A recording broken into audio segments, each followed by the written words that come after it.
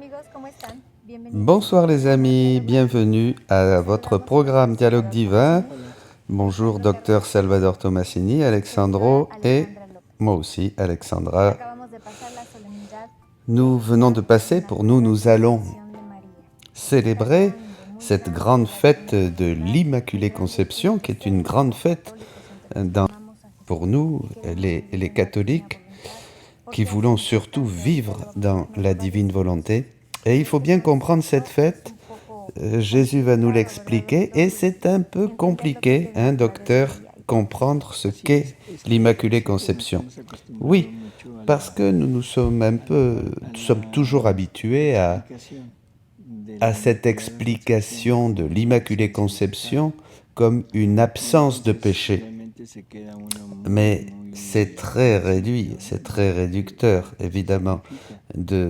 La signification est beaucoup plus grande.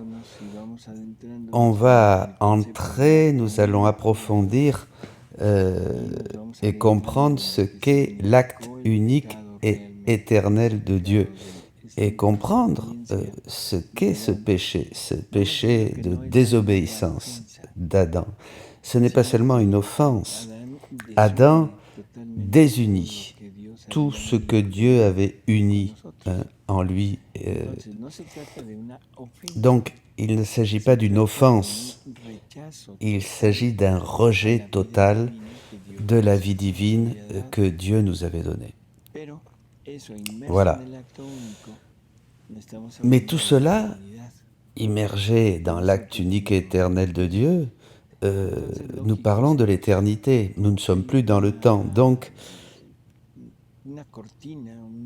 c'est un peu comme un rideau immense qui ne nous permet pas de voir ce qu'il y a dans l'éternité, depuis le temps, ou l'inverse. Depuis le temps, nous ne voyons pas ce qu'il y a dans l'éternité. Et pour parler de la conception immaculée de Marie, de ce prodige, nous avons besoin de parler, de toucher l'éternité. Il faut parler d'une vie complète dans la divine volonté, ce qui sort énormément de notre possibilité de compréhension. On a déjà eu un programme sur l'Immaculée Conception, mais maintenant, nous voudrions reprendre le thème pour l'approfondir un petit peu plus. On va commencer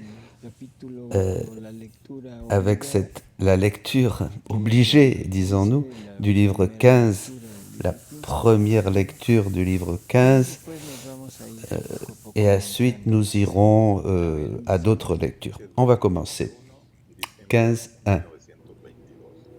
8 décembre 1922. Ma fille, l'Immaculée Conception de ma maman bien-aimée fut prodigieuse et totalement merveilleuse, à tel point que le ciel et la terre furent stupéfaits et firent la fête. Les trois personnes divines se sont fait concurrence. Le Père a fait naître une mère immense de puissance. Moi, Fils, j'ai fait naître une mère infinie de sagesse, et le Saint-Esprit une mère immense d'amour éternel qui ont fusionné pour former une seule mère, et au milieu de cette mère s'est formée la conception de cette Vierge. Quelle forme, quelle manière de présenter cette conception. Les trois divines personnes ont fait concurrence, compétition. Pourquoi ? Pour mettre chacun ce qui est à eux et pouvoir mener à bien cette conception de l'âme de la très sainte Vierge Marie. C'est excellent, c'est merveilleux. Continuons. Élus parmi les élus, de sorte que la divinité a fourni la substance de cette conception, et n'était pas seulement le centre de vie de cette créature admirable et singulière, mais cette mère était autour d'elle, non seulement pour la défendre de tout ce qui pouvait l'assombrir, mais pour lui donner à chaque instant de nouvelles beautés, de nouvelles grâces, de la puissance, de la sagesse, de l'amour, des privilèges, etc. Sa petite nature a donc été conçue au centre de cette mère et s'est formée et a grandi sous l'influence de ces vagues divines, à tel point qu'à peine cette noble et singulière créature était formée, que la divinité n'a pas voulu attendre, comme c'est sa coutume avec les autres créatures. Elle voulait ses étreintes, la correspondance de son amour, ses baisers, profiter de ses sourires innocents. Et ainsi, à peine sa conception formée, je lui ai donné l'usage de la raison. L'ai doté de toutes les sciences, lui ai fait connaître nos joies et nos peines par rapport à la création. Et du sein de sa mère, attends, je lui ai donné l'usage de la raison. Vous voyez? Dès le moment de sa conception, la Vierge Marie, en elle, dans son âme, avait tout. Elle avait toute la connaissance, la science infuse. Un des dons que Adam a perdu. La seule chose qui lui a été cachée, c'est qu'elle allait être la mère du Rédempteur. Ça, c'est très semblable à la création d'Ève et d'Adam, hein, d'Adam et Ève. C'est-à-dire, Marie, elle est dotée de toute la connaissance, de toute la science infuse, sauf qu'elle allait être la mère du Rédempteur. À Adam et Ève, il leur a été donné toute la connaissance, toute la science infuse, sauf comment ils auraient pu se reproduire. Donc dans les deux cas, il y a une partie de cette connaissance qui leur est cachée. Et en même temps, chose très curieuse, les deux choses qui leur est cachée et se réfèrent à la multiplication des êtres sur la terre. Marie, le fait qu'elle allait être la mère du Rédempteur, donc il lui est caché qu'en elle allait renaître toute la famille humaine, que son fils allait refaire toute la famille humaine, et Ève et Adam, il leur est caché cette vérité de comment ils allaient se reproduire pour peupler le monde avec des enfants de Dieu. Pas avec des enfants de l'homme, avec des enfants de Dieu. Vous voyez, il y a une similitude entre le paradis terrestre et la Vierge. Et du sein de sa mère, elle venait au ciel, au pied de notre trône, pour nous donner les étreintes, la correspondance de son amour, ses tendres baisers. Et se jetant dans nos bras, elle nous souriait avec une telle gratitude, une telle reconnaissance, qu'elle arrachait nos sourires. Oh, comme c'était beau de voir cette innocente créature, enrichie de toutes les qualités divines, venir au milieu de nous tous, de nous, tout amour, toute confiance, sans peur, car il n'y a que le péché qui met de la distance entre le Créateur et la créature, brise l'amour, fait perdre la confiance et infuse la peur dans l'âme. Voilà. Qu'est-ce que nous dit ici ce texte? Que pratiquement l'union de la créature avec Dieu était quelque chose d'inséparable. Ici, il le met et il montre comme dès le premier moment, ils ne pouvaient pas se séparer. Dieu ne pouvait pas se séparer, était inséparable de la Vierge Marie. Et que la créature allait constamment en présence de Dieu pour se reposer avec lui. Et là, on voit encore une similitude avec le livre de la Genèse, avec Adam et Ève, où nos premiers parents, Adam c'est le paradis, bien sûr, et Dieu se promène avec sa créature et partage et converse avec lui. Et bien pareil, dans le livre du ciel, Jésus dit clairement qu'avec Adam, il allait très souvent, fréquemment, en réunion avec lui pour se réjouir de lui et le réjouissait aussi de sa présence, vous voyez. Ça, c'est très intéressant, ce parallèle avec l'un et l'autre récit. Surtout que c'est exactement la même chose qu'il s'est passé au paradis. et qui maintenant se passe avec la Vierge Marie. Vous voyez, on peut voir avec la Vierge Marie comme une seconde Genèse, comme un, hein. Eso se le Bon. llaman el segundo Adán y la segunda Eva. C'est pour cela qu'on appelle Jésus et Marie le nouvel Adam et Marie la nouvelle Ève.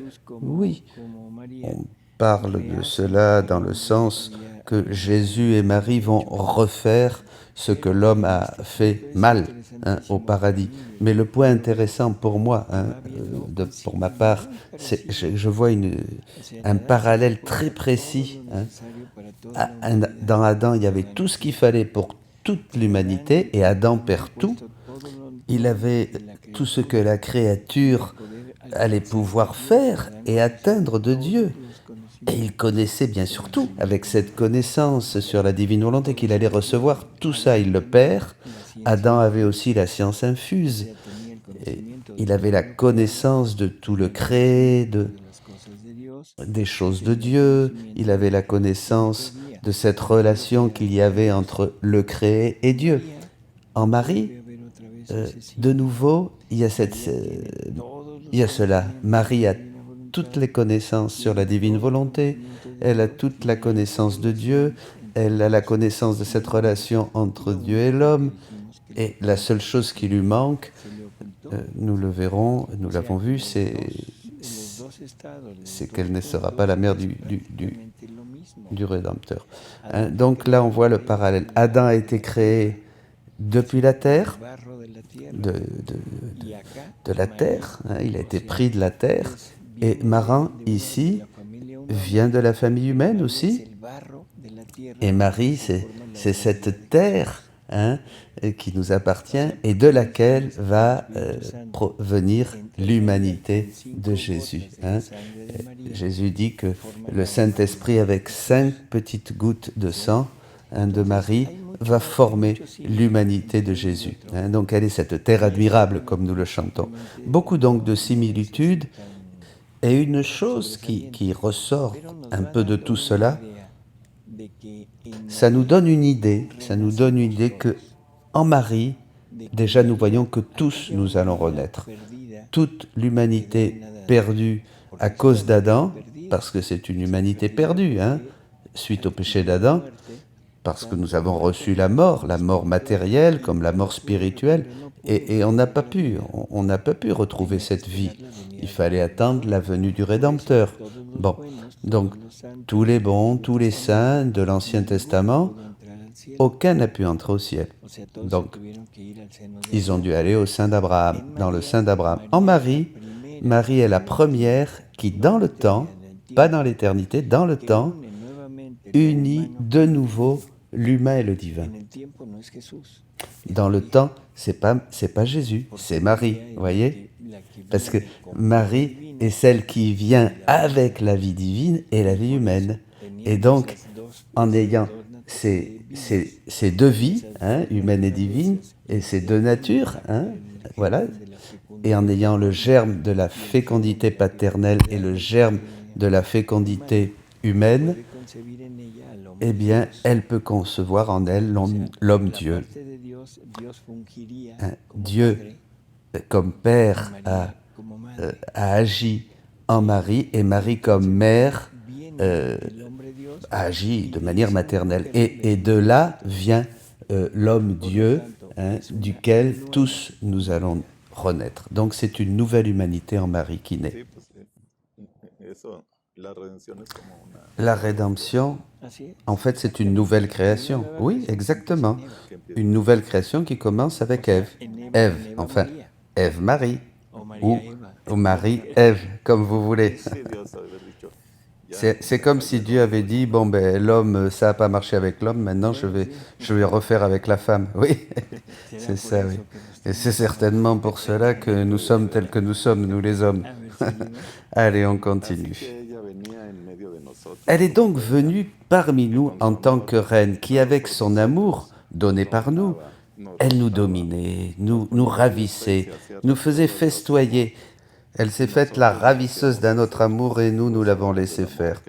Nous avons profité de l'amour qu'elle nous prenait et nous l'avons constituée reine du ciel et de la terre. Le ciel et la terre se sont réjouis et ont fait la fête avec nous pour avoir leur reine après tant de siècles. Le soleil a souri dans sa lumière et s'est estimé heureux de devoir servir la reine en lui donnant de la lumière. Le ciel et les étoiles et tout l'univers ont souri de joie et se sont réjouis, car ils devaient réjouir leur reine en lui faisant voir l'harmonie et la beauté du firmament. Les plantes ont souri, car elles devaient nourrir leur reine, et la terre aussi a souri et s'est sentie ennoblie en devant donner une habitation et en devant être foulée par les pas de son impératrice. Seul l'enfer a pleuré et a senti qu'il avait perdu sa force pour la domination de cette dame souveraine. Donc, elle a été constituée reine du ciel et de la terre, rien de moins. On continue avec le volume 16, chapitre 36, 8 décembre 1923. Jésus dit, à ma petite nouvelle-née, je veux faire connaître la conception immaculée de la Vierge, conçue sans péché. Mais d'abord, tu dois savoir que ma divinité est un acte unique. Tous ces actes sont concentrés en un seul. Cela signifie être Dieu. Le plus grand prodige de notre essence divine ne peut être soumis à une succession d'actes. Et s'il semble à la créature que maintenant nous faisons une chose et maintenant une autre, c'est plutôt que nous faisons connaître ce qu'il y a dans cet acte unique. Car la créature incapable de tout savoir en une seule fois, nous lui faisons connaître petit à petit. Attends, ça c'est quelque chose qui est aussi un grand mystère pour nous. Dieu comme acte unique, on peut comprendre ce qu'en renferme cet acte unique, mais ce que nous ne comprenons pas, c'est comment ça marche. Comment Dieu, en un seul acte, renferme tout, mais renferme aussi tout ce qui va arriver dans le temps. Vous voyez ? Alors ça serait moins difficile si Dieu déterminait tout, prédéterminait tout ce que nous allons faire dans le temps, mais c'est pas ainsi. Non, parce que nous, comme faisant partie de la création, nous faisons partie de cet acte unique. Dans cet acte unique, nous sommes tous, mais avec la particularité que nous sommes libres. Dieu ne me détermine pas, il ne me prédétermine pas. Dieu prédétermine l'homme à la grâce, bien sûr, mais pas au salut. Donc, vous voyez, nous sommes prédéterminés à la grâce de Dieu. Tous, nous devrions acquérir cette grâce, bien sûr. Mais tous, nous ne sommes pas prédéterminés à être sauvés, parce que sinon, ce serait un jeu. Nous sommes prédéterminés à la grâce de Dieu, mais nous sommes libres de choisir la salvation, le salut. Maintenant, avec la divine volonté, c'est exactement la même chose. Nous sommes prédéterminés tous à avoir cette divine volonté, parce que nous faisons partie de la création, mais nous ne sommes pas déterminés et prédéterminés à vivre en elle. À la recevoir, oui, mais à vivre en elle, mais ça dépend de notre disposition, de la disposition de chacun. Donc, comment Dieu peut-il savoir ce que nous allons faire ? Ça, voilà, en nous ayant fait libres, nous ne le savons pas. C'est un grand mystère. C'est une des choses les plus prodigieuses de Dieu. Un des plus grands attributs de Dieu qui justement le fait être Dieu. C'est la grande caractéristique de la divinité. Il faut penser aussi aux infinités de décisions que peuvent prendre une personne et avec les interrelations avec d'autres aussi. Une fois, une personne me parlait d'univers parallèles et que si l'un prend une décision, il suit un chemin, et s'il prend une autre décision, il prend le chemin d'un autre univers. Mais à ce moment-là, il y a des univers et des univers de manière infinie, à chaque décision que prenne chaque personne, à chaque décision, pour chaque personne. En plus, il y a tous les autres, s'ouvrirait un autre univers dans une interrelation avec les autres, donc ça se multipliera à l'infini. Oui, à l'infini. Pour la pensée de l'homme, c'est impossible de concevoir tout cela. Oui, bien sûr. Tout ce que Dieu a prévu donc dans son acte unique. Ce genre d'opinion nous donne une idée de la grandeur de tout cela. Mais attention, c'est une opinion qui vient d'une doctrine qui n'est pas catholique. Donc, même si ça nous donne une idée de cette infinité qu'il peut avoir dans ce dont tu parles, mais ces univers desquels tu parles, ça serait plutôt les nouveaux cieux et les nouvelles terres que Dieu va mettre dans chaque âme. Et c'est ça qui est infini. Comment Dieu va savoir il savait que je n'allais pas savoir. Hein? Il a vu le film, oui. Alors, maintenant, tout ce que moi, le Verbe éternel, je devais faire dans mon humanité assumée, formait un seul acte avec cet acte unique qui contient ma divinité.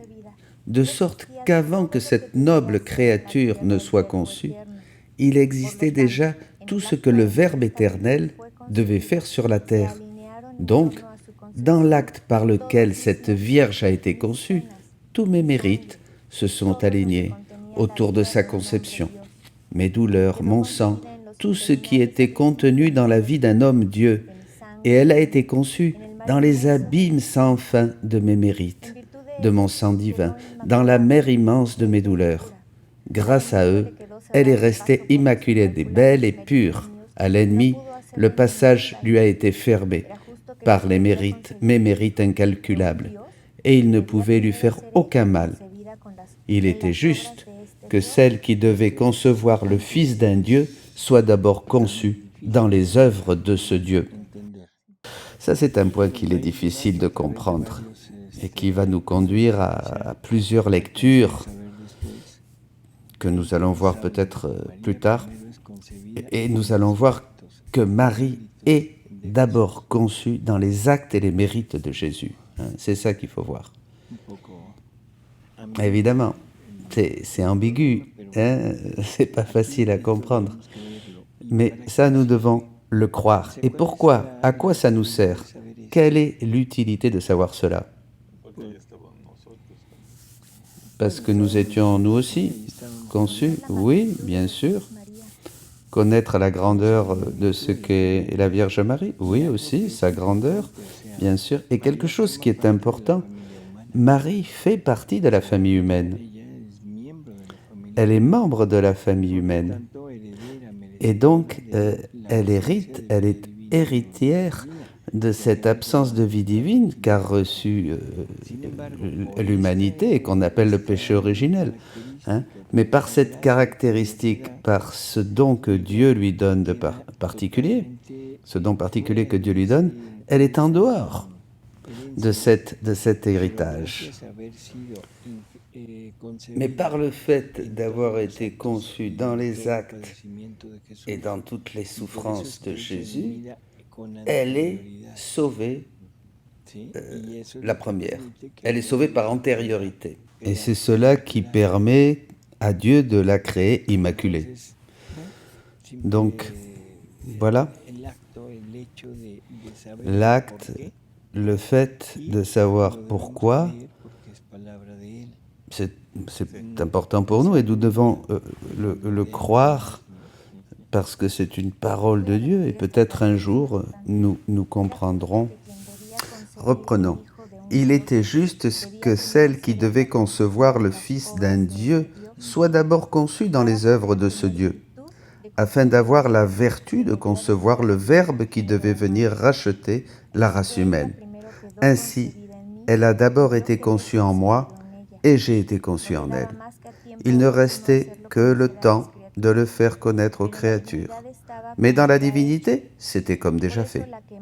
Par conséquent, celle qui a le plus reçu les fruits de la rédemption, ou plutôt, qui en a eu le fruit complet, a été cette créature éminente qui, étant conçu en elle, a aimé, estimé et conservé comme sien tout ce que le Fils de Dieu a fait sur la terre. Donc Marie reçoit le fruit complet de la rédemption. Et le fruit complet de la rédemption, c'est l'Immaculée Conception. C'est pas seulement la grâce de pouvoir sortir du péché, mais c'est d'être immaculé et d'avoir et de recevoir tout ce qu'Adam a perdu. Pour Adam, la rédemption était nécessaire, bien sûr. Pour Marie aussi, pour nous aussi, mais personne n'a obtenu le fruit complet parce que tous nous sommes nés avec le péché originel. Et nous, par contre, il nous fallait d'abord les sacrements et tout ce qui a suivi pour pouvoir entrer un jour dans cette ambiance de la divinité, de cette divine volonté. Mais Marie l'a reçue avant de, et termine. Oh, la beauté de cette tendre petite! C'était un prodige de notre grâce, une merveille de notre divinité. Elle a grandi comme notre fille, elle était notre décorum, notre joie, notre honneur et notre gloire. Un peu plus loin. Or, ma maman, être conçue dans une créature de la race humaine ne lui a causé aucun mal, car son âme était à l'abri de toute culpabilité. Entre sa volonté et celle de son Dieu, il n'y avait aucune division. Les courants divins n'ont trouvé aucun obstacle ou opposition pour se déverser sur elle. Elle était à chaque instant sous la dense pluie de nouvelles grâces. Alors, avec cette volonté et cette âme toute sainte, toute pure, toute belle, le récipient de son corps qu'elle prit de sa mère a été parfumé, réhabilité, ordonné, divinisé, afin d'être exempt même de tous les maux naturels dont la nature humaine était imprégnée. Ah, c'est bien elle qui a reçu le germe du fiat voluntas tua, comme au ciel, donc sur la terre, qui l'a ennobli et l'a rétabli à son commencement, tout comme l'homme a été créé par nous avant de pécher. En effet, il l'a surpassé, il l'a embelli encore plus par les flux continus de ce fiat qui n'a que la vertu de reproduire des images toutes semblables à celui qui les a créées et en vertu de cette volonté divine qui a agi en elle. On peut dire que ce que Dieu est par nature, elle l'est par grâce. Ça, c'est encore très important. Ce que Dieu est par nature, Marie l'est par grâce. Qu'est-ce qu'est Dieu par nature? Dieu. Qu'est-ce qu'est Marie par grâce? Dieu. Ça paraît fou, hein? C'est très, un peu même contradictoire avec certaines choses, mais nous l'avons médité plusieurs fois avec les écrits de Louisa, avec le catéchisme de l'Église aussi, qui affirme bien que la finalité de Dieu, c'est partager avec nous tout ce qu'il est. Donc, nous avons cette espérance, cet espoir d'arriver et d'avoir, nous, en possession, ses attributs, ses œuvres, tout, absolument tout ce qu'il a. Et Marie, bien sûr, a tout cela. C'est pour cela donc qu'il est affirmé ce que Dieu est par nature, Marie l'est par grâce. Oui, et c'est ce qui suit d'ailleurs. Notre volonté peut tout faire, elle peut tout atteindre lorsque l'âme nous donne la liberté d'agir et n'interrompt pas notre travail avec sa volonté humaine. Donc il faut l'acceptation de la créature. Nous allons à un autre texte, volume 17, chapitre 25, 8 décembre 1924. Ma fille, personne ne peut être acceptable pour moi sans l'épreuve. Si l'épreuve n'avait pas eu lieu, j'aurais eu une mère esclave, pas libre. Et l'esclavage n'entre pas dans nos relations ni dans nos œuvres. Et il ne peut pas non plus prendre part à notre amour libre. Ma maman a eu sa première épreuve dès le premier instant de sa conception, dès son premier acte de raison. Elle a connu sa volonté humaine d'une part et la volonté divine d'autre part. Et elle a fut laissée libre de choisir à laquelle des deux volontés elle devait adhérer. Et elle, sans perdre un instant, et connaissant toute l'ampleur du sacrifice qu'elle faisait, nous a donné sa volonté sans vouloir la connaître davantage. Elle nous a donné sa volonté sans vouloir la connaître davantage. Et nous lui avons donné la nôtre. Et dans cet échange du don des volontés de part et d'autre, tous les mérites, les beautés, les prodiges, les mers immenses de la grâce ont concouru à l'Immaculée Conception de la plus privilégiée de toutes les créatures. C'est toujours la volonté que j'ai l'habitude de soumettre à l'épreuve. Tous les sacrifices, même la mort, sans la volonté me dégoûterait et n'attirerait même pas un seul de mes regards. Mais tu veux savoir quel a été le plus grand prodige opéré par nous dans cette créature si sainte? Et le plus grand héroïsme que personne ne pourra jamais égaler dans une si belle créature? Sa vie a commencé avec notre volonté, l'a suivie et l'a accomplie, de sorte qu'on peut dire qu'elle l'a accomplie depuis qu'elle a commencé et commencé depuis qu'elle l'a accomplie. Et notre plus grand prodige a été que, dans chaque pensée, mot, souffle, battement de cœur, mouvement et pas, notre volonté s'est déversée sur elle. Et elle nous a offert l'héroïsme d'une pensée, d'un mot, d'un souffle, d'un battement de cœur divin et éternel agissant en elle. Cela l'a tellement élevée que ce que nous étions par nature, elle l'était par grâce. Toutes les autres prérogatives, ses privilèges, son immaculée conception elle-même n'auraient été qu'un beau rien en comparaison de ce grand prodige. C'est plutôt cela qui l'a confirmée et l'a rendue stable et forte tout au long de sa vie. Ma volonté continue, débordant sur elle, lui partager la nature divine, et sa réception continue de celle-ci l'a rendue forte en amour, forte en douleur, distincte parmi tous. C'est notre volonté à l'œuvre en elle qui a attiré le Verbe sur la terre, qui a formé la graine de la fécondité divine pour pouvoir concevoir un homme et un Dieu sans travail humain, et qui l'a rendu digne d'être la mère de son Créateur lui-même. Il est dit qu'elle était toujours en communication avec la divinité, qu'elle montait et descendait du ciel. Est-ce que cela peut le faire une âme qui vit dans la divine volonté? Être tout le temps au ciel, sur la terre, en Dieu. L'âme qui vit vraiment dans la divine volonté, vraiment dans la divine volonté, vit pratiquement la vie du ciel. Et la vie du ciel, c'est vivre en Dieu.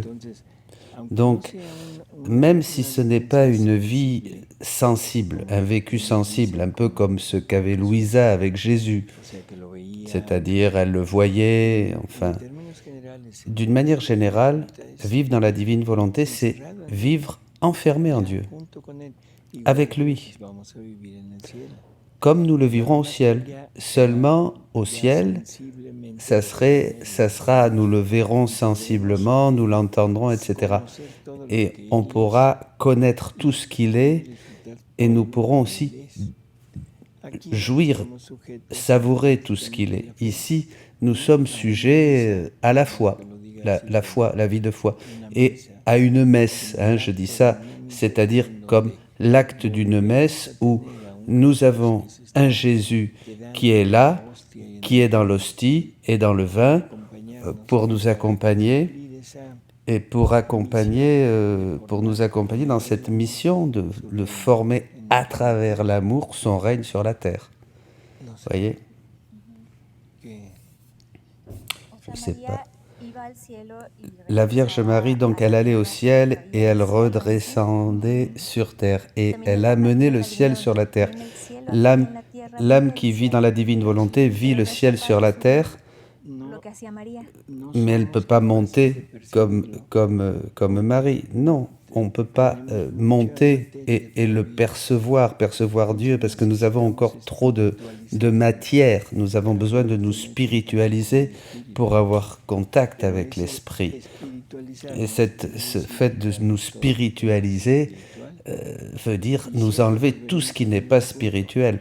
Et nous arrivons toujours au même point, nous revenons toujours au même point, l'abandon, le renoncement, l'abandon, le renoncement. Ça, c'est fondamental. S'il n'y a pas cela, on peut faire tout ce qu'on veut, nous n'arriverons jamais à voir la vie divine. Otra pregunta. Une autre question. María fue Marie venida a la tierra con la ciencia infusa. est venue sur Terre avec la science Conocimiento de infuse, todo lo creado. c'est-à-dire la connaissance de tout ce qui est Dios, créé. Si llega a l'âme la fait ciencia infusa. des rondes et des rondes, est-ce qu'elle arrive à la science infuse? La science infuse, c'est un don qui est donné à la créature quand elle vit pleinement dans la divine volonté, réellement dans la divine volonté. Ce don lui est donné quand elle vit vraiment dans la divine volonté. C'est quelque chose que... La question que nous pouvons nous poser, jusqu'à quel point je vis dans la divine volonté? Personne ne peut me dire ni voir ce que je vis. Il y a personne. Il y a des personnes qui se jugent et qui jugent les uns les autres et disent celui-là il vit dans la divine volonté, celui-là il ne vit pas dans la divine volonté. Mais sur quoi elle se base? On ne peut pas savoir. On ne peut pas. Dans la sainteté humaine, on pouvait, c'était plus simple parce qu'on pouvait observer la pratique des vertus. Une pratique, disons, visible. Oui, visible, mais qui arrive à l'héroïsme. Donc, une pratique d'une vie vertueuse. Mais dans la divine volonté, il n'y a pas de moyen de savoir. Parce que tout est intérieur. Qui peut savoir ce que la personne qui vit dans la divine volonté est en train de crucifier dans son intérieur? On ne sait pas. Continuons avec le volume 23, chapitre 21, 8 décembre 1927. Louisa dit, « Après cela, en poursuivant ma ronde dans toutes les choses créées par Dieu, je me suis arrêté quand il a créé la souveraine reine, toute belle, pure et sans tache. Le nouveau est le plus grand prodige de toute la création. Et Jésus, mon bien suprême, a ajouté, « Ma fille, Marie Immaculée, petite lumière de la race humaine, parce que la terre humaine lui a donné son origine, a toujours été fille de la lumière, parce qu'aucune tache n'est entrée dans cette lumière. Mais sais-tu où se trouve toute sa grandeur? Qui lui a donné la souveraineté? Qui a formé les mers de lumière, de sainteté, de grâce, d'amour, de beauté, de puissance à l'intérieur et à l'extérieur d'elle? Ma fille, l'humain ne peut jamais faire de grandes choses, ni donner de grandes choses. Alors, la reine céleste serait restée la petite lumière si elle n'avait pas mis de côté, pour ainsi dire, sa volonté. Qui était la petite lumière? Pour se laisser investir par ma divine volonté, dans laquelle elle a perdu sa petite lumière, ce divin vouloir qui n'est pas une petite lumière, mais un soleil sans fin, qui en l'investissant entièrement a formé autour d'elle des mers de lumière, de grâce, de sainteté, et l'a rendue si belle, avec toutes les teintes des beautés divines, qu'elle a fait tomber amoureux d'elle celui qui l'avait créée. Son immaculée conception, aussi belle et pure qu'elle était, a toujours été une petite lumière. Elle n'aurait eu ni la puissance ni la lumière suffisante pour pouvoir former des mers de lumière et de sainteté si notre divine volonté n'avait pas investi la petite lumière pour en faire le soleil. Et la petite lumière, comme le voulait le souverain céleste, ne s'était pas contentée de se perdre dans le soleil du divin fiat pour être dominée par lui. Ce fut cela le grand prodige, le règne de ma divine volonté en elle. Avec elle, tout ce qu'elle faisait devenait lumière. Elle était nourrie de lumière. Rien ne sortait d'elle qui ne soit pas lumière, parce qu'elle avait en son pouvoir le soleil de ma divine volonté. Et elle prenait autant de lumière qu'elle voulait en prendre. Et puisque la propriété de la lumière est de diffuser, de dominer, de féconder, d'illuminer, de réchauffer, c'est pourquoi la noblesse de la reine souveraine, avec le soleil de ma divine volonté qu'elle possédait en elle, s'est diffusée en Dieu et, le dominant, l'a fait fléchir pour le faire descendre sur la terre. Qu'est-ce qui est dit là? Elle l'a fait fléchir. Ça veut dire quoi? Elle l'a obligé? Oui. Le fait, Dieu nous donne la possibilité de le vaincre. Et il nous donne le mérite de l'avoir vaincu. Non seulement il nous donne la possibilité, mais il nous donne aussi le mérite de l'avoir vaincu. Comme si c'était une bataille. Ça, c'est grandiose, c'est grandiose. Parce qu'à un moment donné, ce qui nous est dit, c'est que avec ma volonté, tu deviens dominant et tu peux même me dominer à moi. Bien sûr. Le mérite reste de la créature. Et est-ce qu'il y a la valeur de la réparation? Bien sûr, il y a la valeur de la réparation. Sinon, la réparation n'aurait aucune valeur. C'est parce que ça serait le même acte de Jésus qui sortirait. Et donc, ça serait, je ne sais pas, comme ça ne serait pas quelque chose de méritoire, d'agréable à Jésus. Imaginons un narcissique. Il se loue à lui-même, il se loue lui-même.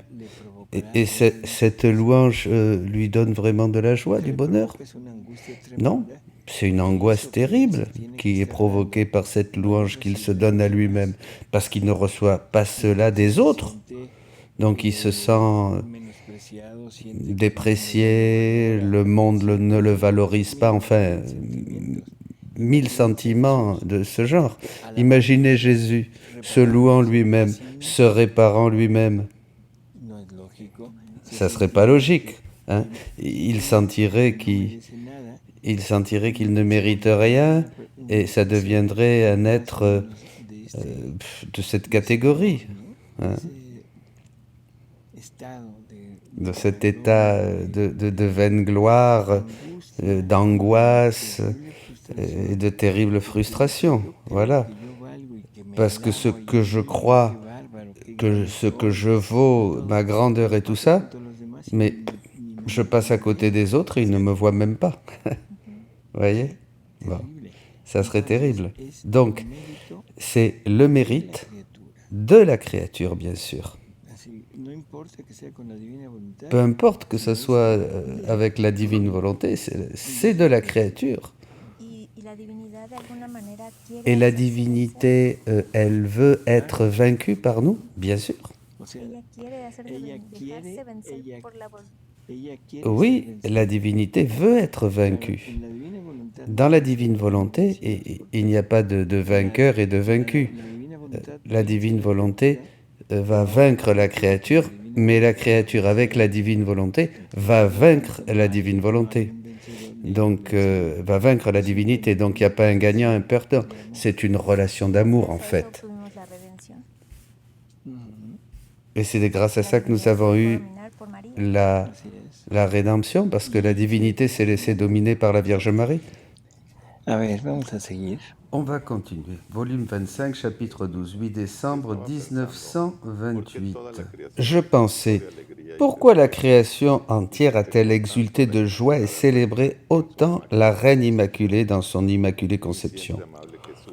Et mon toujours aimable Jésus, bougeant en moi, m'a dit, « Ma fille, veux-tu savoir pourquoi? Parce que la divine volonté a eu le début de sa vie dans l'enfant céleste.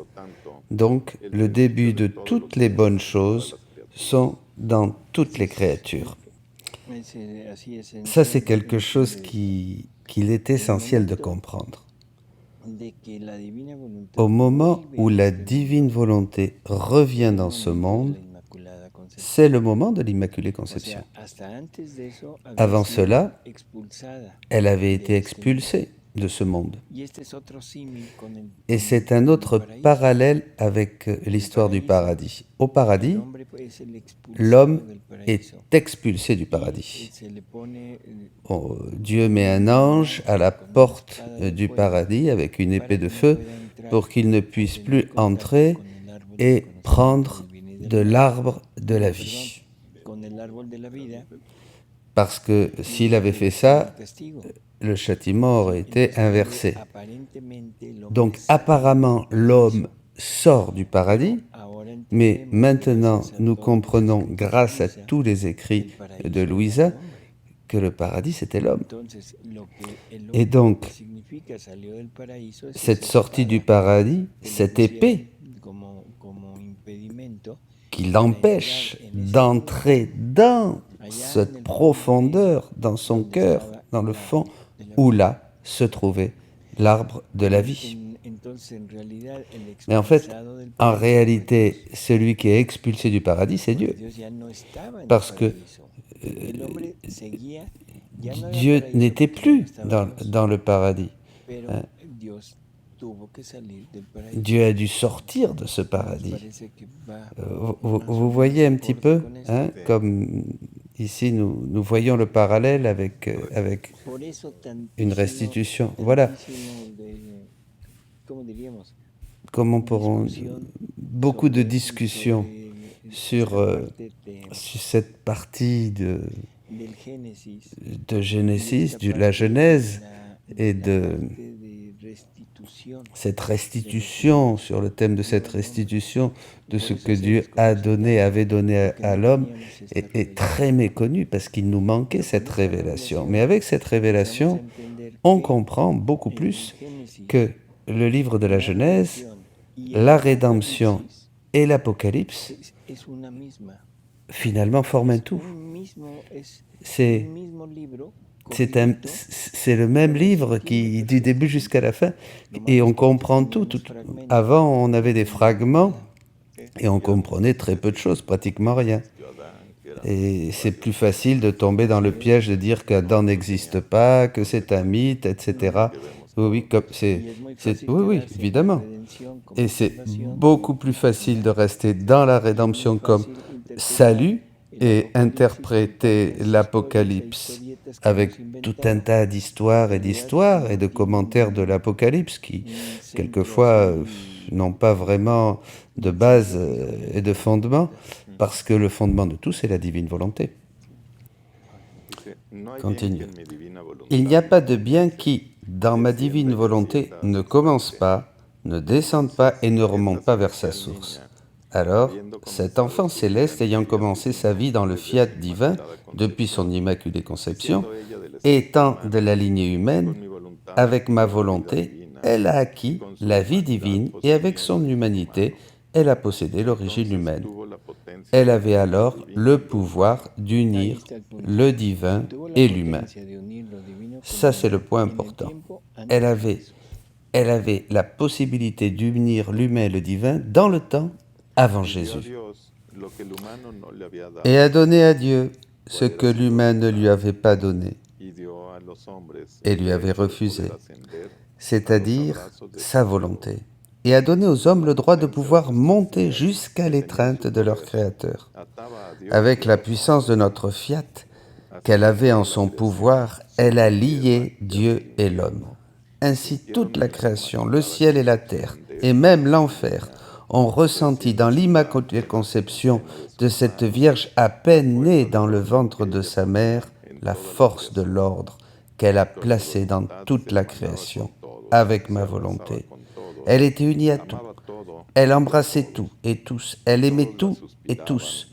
Et tous ont soupiré pour elle, l'ont aimée et se sont sentis honorés d'avoir la volonté divine dans cette créature privilégiée. Comment toute la création ne pourrait-elle pas se réjouir? Car jusqu'alors, l'homme était le désordre parmi toutes les choses créées. Aucun n'avait eu le courage, l'héroïsme, de dire à son Créateur « Je ne veux pas connaître ma volonté. Je te la donne en don. Je ne veux pour vie que ton divin vouloir. » En revanche, cette Sainte Vierge a donné sa volonté pour vivre de la divine volonté. Et pour cette raison, toute la création a ressenti le bonheur de l'ordre qui lui a été rétabli par elle. Et elle, le ciel, et le soleil, la mer, et tous ont fait la compétition pour honorer celle qui, possédant mon fiat, a donné le baiser de l'ordre à toutes les choses créées. Et ma divine volonté a placé dans sa main le sceptre de divine reine et a ceint son front de la couronne de commandement, la constituant impératrice de tout l'univers. Ensuite, on va au paragraphe 6 de la même lecture. Après cela, le jour où le confesseur a lu publiquement ce qui est écrit dans le 15e volume sur l'Immaculée Conception, mon Jésus bien-aimé, en entendant lire, a fait une fête en moi et m'a dit, « Ma fille, comme je suis heureux, on peut dire qu'aujourd'hui ma souveraine maman reçoit les honneurs divins de l'Église, honorant en elle, comme premier acte de sa vie, la vie de la divine volonté. Ce sont les plus grands honneurs que l'on puisse lui rendre, car la volonté humaine n'a jamais eu la vie en elle, mais toujours la divine volonté. Le secret de sa sainteté, de sa hauteur, de sa puissance, beauté et grandeur, et tout le reste, était mon fiat, qui avec sa chaleur a éteint la tache originelle et l'a conçue immaculée et pure. Et mon Église, au lieu d'honorer ma divine volonté, cause première et acte premier, honorait les effets d'elle et la proclamer immaculée, conçue sans péché. On peut dire que l'Église lui a donné des honneurs humains et non divins, qu'elle mérite à juste titre, car une volonté divine avait une vie continue en elle. Ça, c'est très clair, c'est important. L'Église honore à la Vierge Marie, immaculée. Mais elle n'honore pas cette divine volonté qui a fait que Marie soit Immaculée Conception. La cause, l'Église honore à la Vierge Marie pour être le jour de son Immaculée Conception, ce jour-là, mais elle n'honore pas la divine volonté qui renaît en Marie et qui est celle qui mène à terme ce prodige de l'Immaculée. C'est pas seulement Marie qui est conçue, c'est la divine volonté qui renaît sur la terre, qui revient sur la terre. C'est ce que nous avons lu dans une lecture précédente. Donc, c'est quelque chose de très important, de clair aussi, parce que d'une certaine manière, l'Église, c'est pas quelque chose de mal, c'est pas quelque chose de conscient que l'Église fait consciemment. Elle est en processus, mais elle ne donne pas les honneurs divins, dit Jésus, qu'elle devrait recevoir. Et une âme qui vit dans la divine volonté va donner les honneurs qu'on lui doit, qu'elle devrait recevoir. Oui, bien sûr. Et cela a été une douleur pour moi et pour elle, car ni moi, je n'ai reçu de mon Église les honneurs d'une volonté divine habitant dans la Reine du Ciel, regardez ce qui est dit, ni elle, les honneurs dus pour avoir donné en elle le lieu pour former la vie du fiat suprême.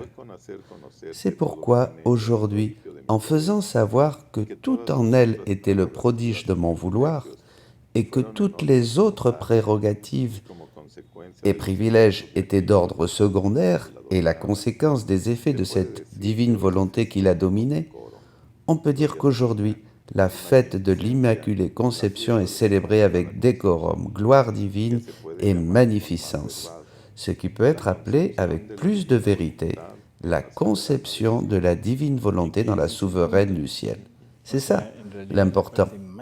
En fait, le point le plus important, la partie la plus importante, ce n'est pas pour minimiser ou mettre de côté la conception de la Vierge, mais c'est cette divine volonté qui est dans la Vierge Marie. C'est elle qui mérite tout l'honneur, toute la gloire, bien sûr, et Marie, bien sûr, participant à cela, elle est... à ce moment-là, on loue, aujourd'hui on loue, on bénit la Vierge Marie, on la fête, mais pas la divine volonté. Et cette conception a été la cause de tout ce qu'elle a fait, de tout ce qu'elle est et a fait, et des grands prodiges de cet enfant céleste. Après cela, avec une emphase plus tendre, il a ajouté « Ma fille, comme c'était beau, comme c'était délicieux de voir cet enfant céleste à partir de son immaculée conception, de la regarder et de voir sa petite terre prise de la race humaine, et dans cette petite terre on pouvait voir le soleil de notre volonté éternelle, qui, ne pouvant le contenir, débordait d'elle et s'étendait tellement qu'il remplissait le ciel et la terre. Nous avons fait un prodige de notre toute-puissance pour que la petite terre de la petite reine puisse enfermer le soleil de notre divine volonté. Ainsi, on voyait la terre et le soleil. Et tout ce qu'elle faisait, si elle pensait, si elle parlait, si elle agissait, si elle marchait, ses pensées étaient des rayons de lumière, ses paroles devenaient de la lumière. Tout était de la lumière qui sortait d'elle. Car sa petite terre étant la plus petite que l'immense soleil qu'elle enfermait, ses actes se perdaient dans la lumière. Et comme cette petite terre de la souveraine céleste était continuellement vivifiée, animée et préservée par le soleil de Monfiat, elle était toujours en fleurs, mais avec les plus belles fleurs, qui portaient les fruits les plus doux, attirant notre regard divin et nous captivant, si bien que nous ne pouvions faire moins que la regarder, tant la beauté et le bonheur qu'elle nous procurait étaient grands. La petite Vierge Immaculée était si belle, sa beauté était enchanteresse et captivante. Il suffit de dire qu'elle était un prodige de notre volonté pour tout dire. Oh, si les créatures savaient ce que cela signifie de vivre de la volonté de Dieu, elles donneraient leur vie pour la connaître et vivre en elle. Voilà encore un dernier point important. Ce qui nous intéresse, ça ne nous intéresse pas tant parce que nous ne connaissons pas, nous ne savons pas. Et justement, les écrits de Luisa nous prennent la main pour nous amener de plus en plus dans cette connaissance de ce qu'est vivre dans la divine volonté. Quelquefois, on ne cherche pas tellement la vérité de ce qui est écrit ici, mais on cherche l'erreur, on cherche le doute. Et alors, évidemment, cela fait tomber un voile sur nos yeux et ne nous permet pas de nous lancer avec confiance pleinement dans ces connaissances. Mais le jour où nous comprendrons, où on aura ce flash, comme on dit vulgairement, de ce qu'est vivre dans la divine volonté, à ce moment-là, on laissera tout. On laissera tout, on abandonnera tout pour aller acheter ce trésor, cette perle. Oui, et surtout quand quelqu'un se laisse prendre par la divine volonté et chemine, il voit que ce qui est écrit est vrai. C'est une confirmation en lui, et c'est la meilleure confirmation. Mais mes amis, le temps s'achève. S'il y a des commentaires ou des questions, eh bien, ça sera pour un prochain programme. Et maintenant, merci Alexandra, Alexandro et Paris d'avoir été avec nous.